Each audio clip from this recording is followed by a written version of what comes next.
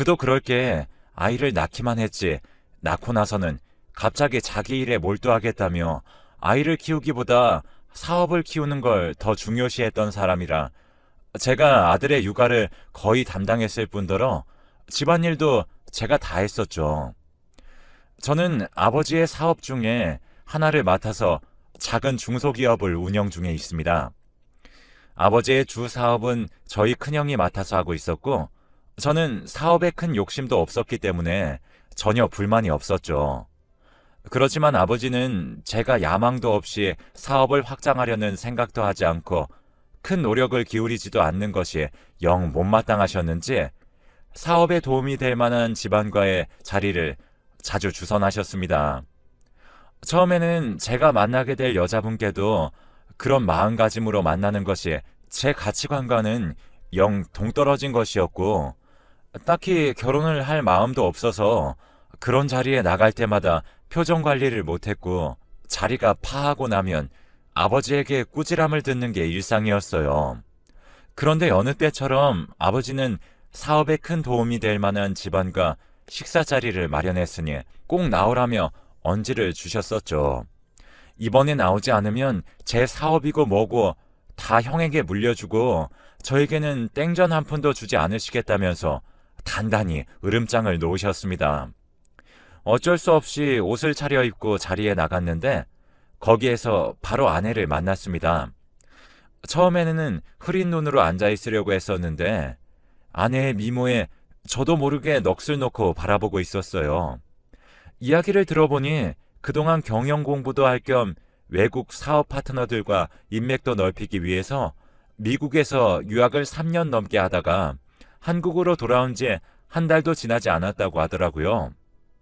이제 슬슬 결혼도 생각해야 하는 나이니 좋은 상대가 나타나면 얼마든지 결혼할 거라는 말도 덧붙였습니다. 상대편도 저희 집안과 제가 꽤나 마음에 들었는지 그 말을 한 후에는 일제히 저에게로 시선이 쏠리더라고요. 그 당시에는 괜히 멋쩍어져서 웃으며 넘겼지만 그 식사가 끝난 후로 연락이 다 가끔씩 밥도 먹고 와인도 한 잔씩 하는 사이로 발전했습니다. 그러면서 이런저런 이야기를 할수록 저와 인생 가치관도 너무 잘 맞고 성격도 서로 닮아 있으면서도 부족한 부분을 채워주었습니다. 만날수록 서로 인연이다 싶었는지 자연스럽게 연인 사이로 발전했습니다. 양가 집안 어른께 알리면 바로 결혼을 하라고 등 떠미실 것 같은 예감에 저와 아내는 각자 집에는 말하지 않고 조심스럽게 연애를 했습니다. 아내는 연애를 시작하면서 먼저 규칙을 정했는데 바로 혼전순결이었습니다. 자기가 미국에서 사는 동안 자유로운 성생활을 하는 친구들을 너무 많이 봐서 자기는 오히려 결혼도 하지 않고 그런 행위를 하는 것 자체에 거부감이 생겼다면서 혼전순결만은 꼭 지키고 싶다고 했습니다. 미국에서 살다가 와서 오히려 너무 개방적인 사람이면 어쩌나 싶었는데 오히려 그렇게 말해주니 마음을 놓을 수 있었습니다. 그 후로 1년을 연애하면서 아내와 저는 스킨십보다는 정신적인 교감을 더 중요시했습니다. 그리고 이야기를 할수록 점점 더 아내에게 빠져든 저는 아내에게 이제 그만 결혼하자고 이야기를 먼저 꺼냈고 다행히 아내도 저와 같은 생각이었는지 지체 없이 좋다고 해주었습니다. 그 후로 저희는 양가 부모님들께 저희가 연애를 해왔다는 사실을 알리고 결혼 허락을 구했습니다. 저희 부모님은 영 제가 여자에 관심이 없는 줄 알았는데 어쩜 그렇게 복덩이 같은 색시를 구할 생각을 다 했냐고 하시면서 저를 칭찬해 주셨어요. 그렇게 저 때문에 기뻐하시는 모습을 본 게 너무 오랜만이라 저도 덩달아 기분이 좋아졌었죠. 장인어른과 장모님도 마찬가지였습니다. 아내는 좋은 사람이 나타나면 결혼하겠다는 말을 했지만 워낙에 눈이 높아서 그동안 남자를 데려온 적이 한 번도 없었다며 굉장히 기뻐하셨다고 전해 들었습니다. 교제 사실을 알린 후부터 결혼까지는 순식간이었습니다. 결혼식을 준비하면서 예비 부부들이 그렇게 싸운다는 이야기를 들어서 저희도 그러면 어쩌나 싶었는데 늘 그래왔듯이 아내와 제 의견은 늘 일치했고 덕분에 큰 다툼도 문제도 없이 결혼식까지 치르고 신혼여행을 다녀왔습니다. 아내와 신혼여행에서 생긴 아이가 바로 지금 제 아들입니다. 저희 부모님은 그 소식을 듣고 정말 복덩이가 굴러 들어왔다면서 처음으로 형보다 더 많은 관심 아래 신혼을 보냈습니다. 물론 신혼을 즐기지 못한 채 아이가 바로 생겨버려서 조금 아쉬웠긴 했지만 제 나이도 30이 넘었으니 조금만 더 늦었으면 너무 늙은 부모가 되는 건 아닐까 걱정도 했었거든요. 아내도 저보다 어렸지만 그래도 30이 넘는 나이였었거든요. 하지만 아들을 낳은 후 아내는 육아보다 일에 매진하기 시작했습니다. 물론 아내가 하고 있는 사업이 훨씬 더 크고 돈도 더 많이 벌 수 있는 건 맞았지만 아내는 엄마로서의 역할은 전혀 하려고도 하지 않았습니다. 아이가 젖을 떼기도 전에 일을 하러 여기저기 거래처를 돌아다니며 계약을 따내기에 급급했습니다. 아이도 아이지만 아내의 몸도 걱정이 되었죠. 자기는 튼튼해서 괜찮다고는 했지만 한 번은 회사에 출근을 하다가 운전 도중에 갑자기 실신을 해서 크게 교통사고가 났습니다. 크게 다친 건 아니었지만 너무 놀라 온 가족이 가슴을 쓸어내렸었네요. 그런데도 아내는 쉬지 않고 일을 했습니다.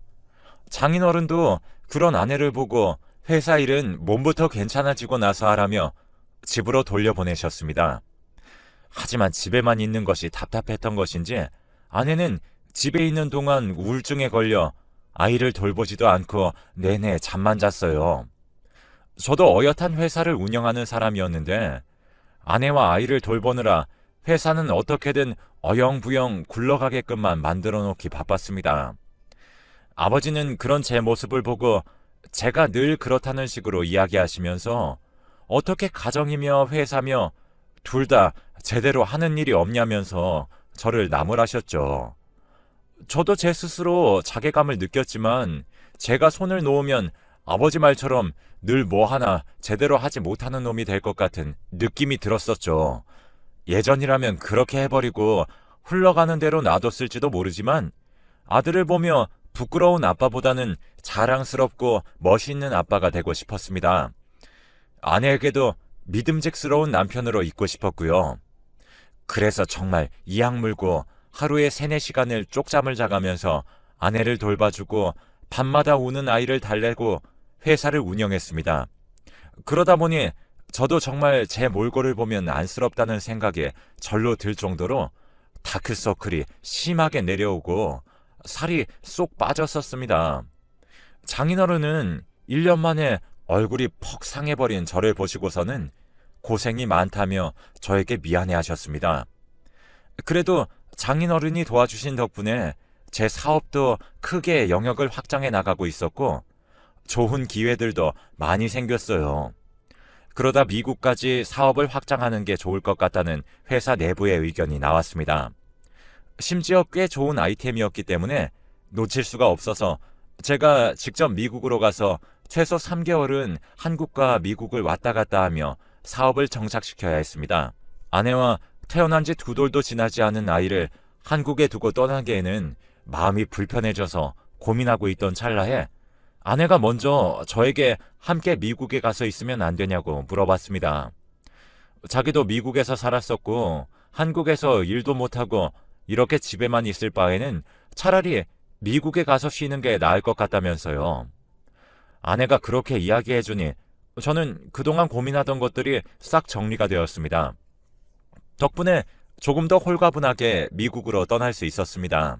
미국으로 건너간 후 아내는 유학 시절의 친구들도 만나고 한국에서 생활할 때보다는 훨씬 더 밝아진 얼굴이었습니다.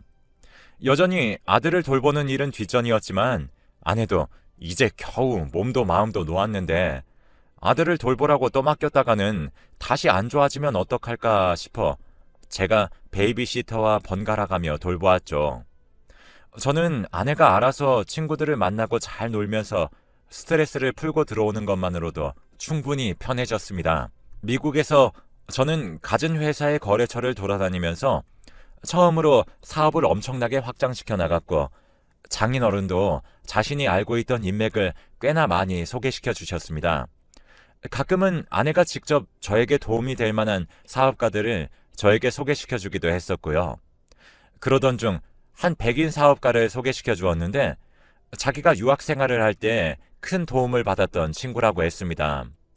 아내가 소개해준 친구 덕분에 수월하게 계약을 척척 진행해 나갈 수 있었습니다.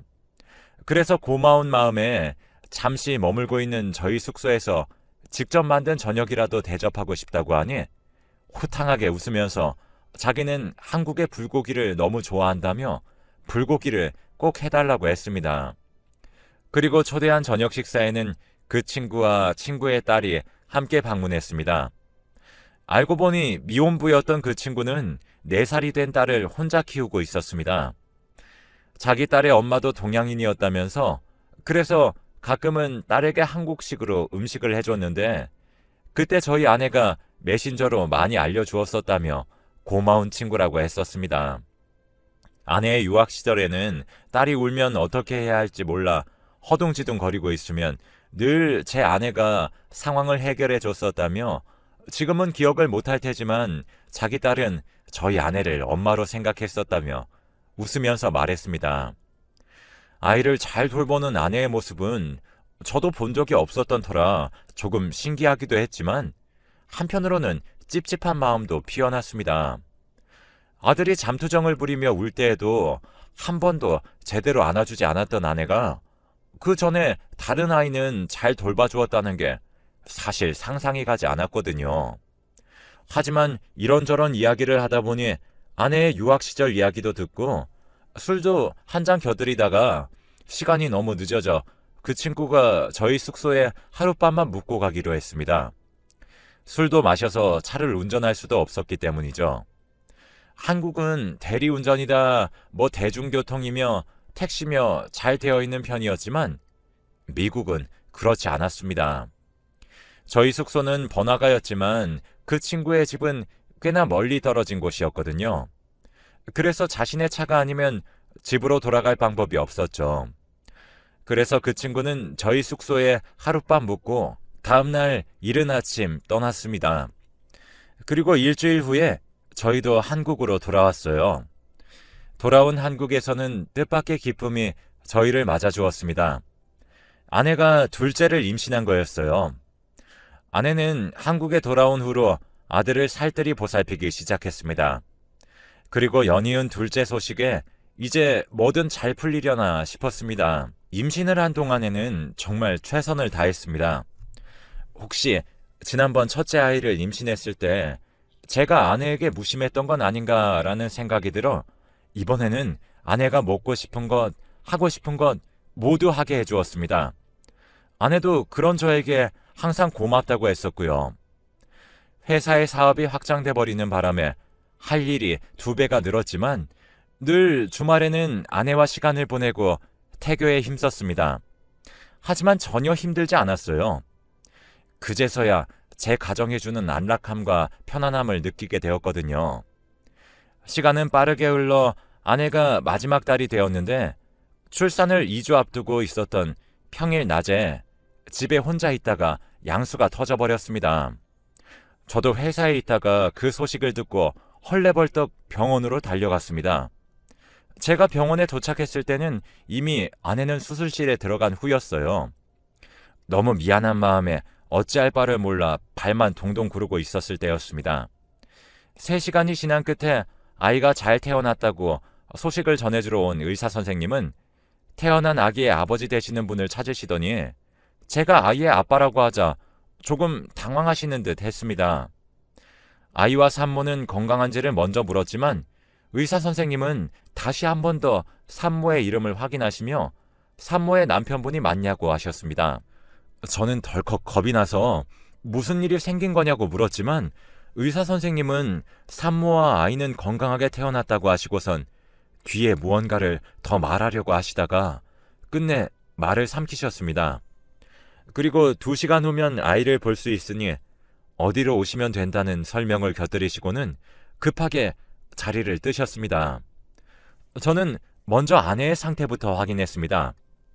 아내는 다행히 곧바로 의식도 차렸습니다. 장인어른과 장모님과 함께 아내가 괜찮아진 것을 확인한 뒤 아이를 만나기 위해 아래층으로 내려갔습니다. 그런데 저의 둘째는 제 아이가 아니었습니다. 누가 봐도 백인과 혼혈처럼 보이는 생김새, 아이를 데리고 나오시던 간호사분들도 저를 보시고선 흠칫 놀라셨습니다. 장인어른과 장모님도 이게 도대체 어떻게 된 일이냐며 정말 우리 손녀가 맞냐며 재차 확인을 하셨지만 아이가 뒤바뀔 일은 없다며 단단히 못 박았습니다. 한참을 우리 아이가 맞다 아니다로 실랑이를 하고 있던 중에 뒤늦게 소식을 들으신 저희 부모님께서 도착하셨습니다. 기쁜 마음으로 병원에 발을 들여 놓으셨던 아버지와 어머니는 난데없는 날벼락에 무슨 일이냐며 아이를 몇 번이고 다시 확인해 보셨습니다. 그렇게 한참을 아이 앞에서 실랑이를 벌이다가 저희 머릿속에 미국에서 만난 그 친구가 생각이 났습니다. 그 생각이 머릿속을 스치자마자 저는 바로 아내의 병실로 올라가서 저 아이가 내 아이가 맞는 거냐고 물었습니다. 다급하게 병실로 향하는 저를 뒤늦게 따라오신 양가 부모님도 제 질문을 들으시고는 설마 아내를 의심하는 거냐며 저를 나무라셨지만 아내가 갑자기 미안하다면서 눈물을 터뜨리는 모습에 그곳에 있던 모두가 놀라서 얼어붙어 버렸습니다. 아내는 저희 집에서 친구가 묵었던 그날 제가 술에 취해 먼저 잠들고 그 친구와 둘째를 가지게 된 것 같다고 했습니다.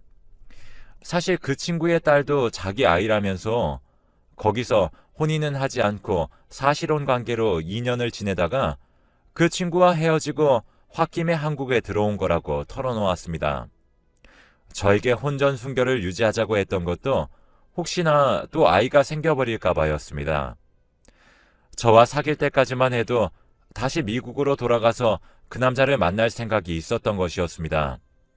그런데 그 남자가 다른 여자가 생겼다는 소식을 들었던 날 제가 결혼을 하자고 했고 자기도 이제 그만 마음을 접어야겠다 생각해서 결혼을 수락했는데 결혼하고 아이를 낳은 지 얼마 지나지 않아서 그 남자가 만나던 여자와 헤어졌다는 사실을 알게 되었고 그 후로 미국에 있는 자기 딸과 그 남자 생각에 아들을 제대로 돌보지도 못했었던 거라고 합니다.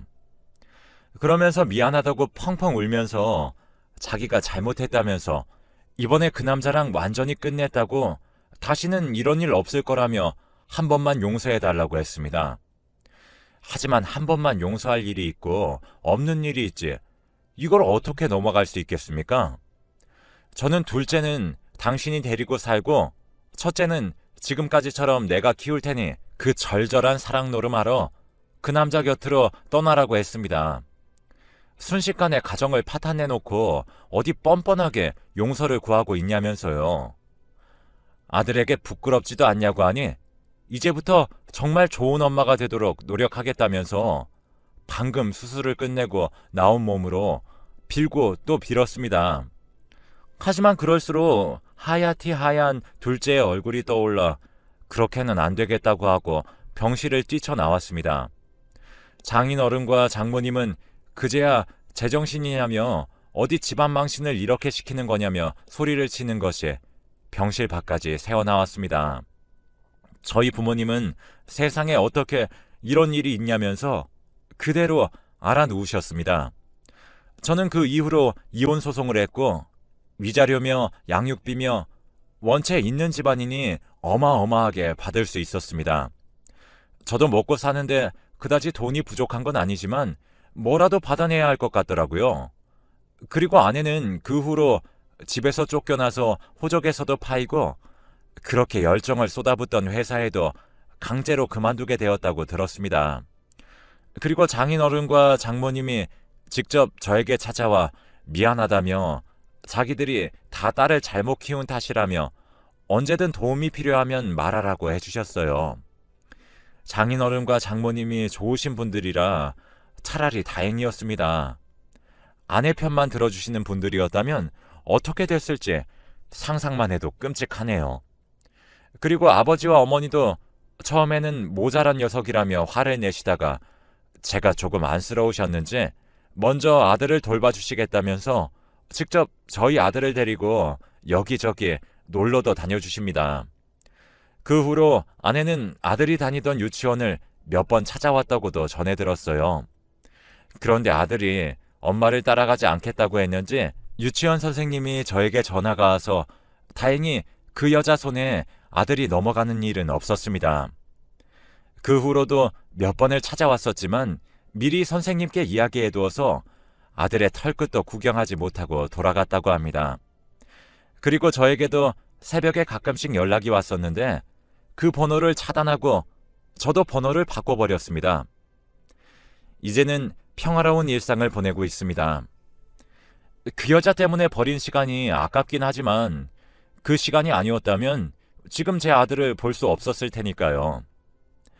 요즘은 유치원에서 뭘 한가득 그려오고 만들어 와서 저에게 선물해주기 바쁘더라고요.